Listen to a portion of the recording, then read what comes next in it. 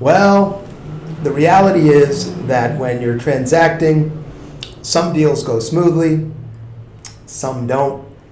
Occasionally, the deal does not make it all the way through. When your deal gets into trouble, how do you approach that? What do you do to get it back onto the rails and into closing?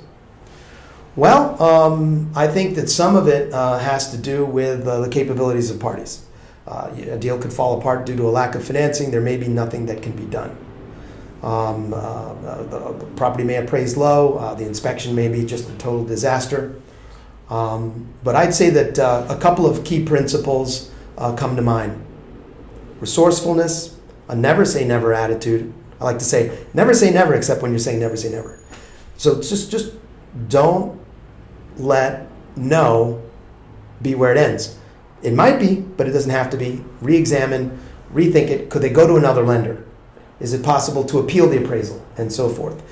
Deal expertise, I think, is perhaps the second thing that helps you work with that first thing. That first thing is that outlook that says never say never. Deal expertise, enables you to understand the way things can permutate, the various ways that could iterate, what your options are, what's realistic and what's not. And delving into the details is going to be important. Okay, I'm representing you as a seller, and we just learned that the buyer failed to obtain financing. Heck, it could be, imagine this, it could be because there is a rookie loan officer on the other side who didn't really understand the significance of one aspect of their application. It could be because the buyer was dragging his or her feet around filing the next year's worth of income taxes.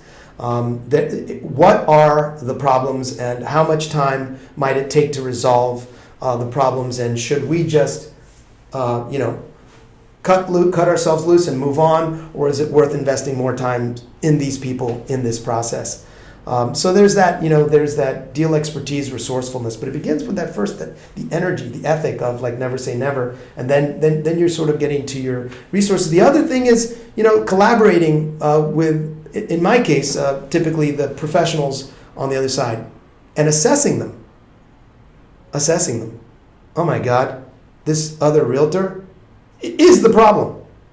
It would have taken minimal resourcefulness to avoid this issue. Can we or can we not continue to work with them? Can I bypass him or her? Will they effectively allow me to do that so I can get right to the problem and solve it? On some occasions, and honestly a good number of them, the realtor and I work really effectively together.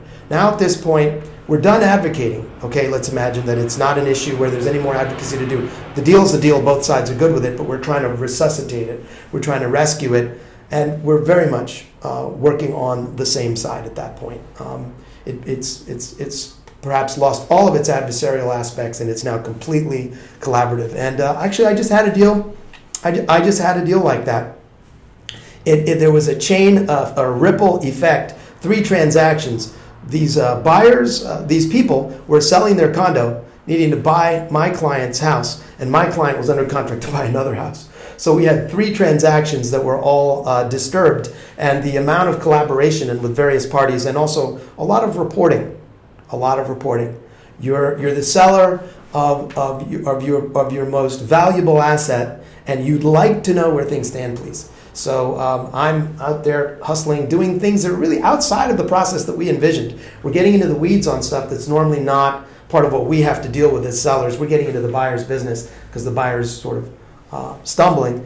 And now you want granular updates on all that. And now you have a whole lot of learning to do about how that works that you didn't necessarily have to deal with if we could have just had a smooth transaction. So often I understand it's very anxiety provoking to be in that position where you're trying to dispose of this largest asset of yours. You're being thwarted, and you'd like to know what we're doing behind the scenes to resolve it. So that's pretty much the final piece of it. So it'd be first of all just that attitude that says never say never, the resourcefulness to know what to do under circumstances, what questions to ask, whether to cut loose or try to revive the transaction, the collaboration with the agent on the other side, and then very importantly reporting to you, the seller, let you know all the things that are happening behind the scenes to get that deal to the table.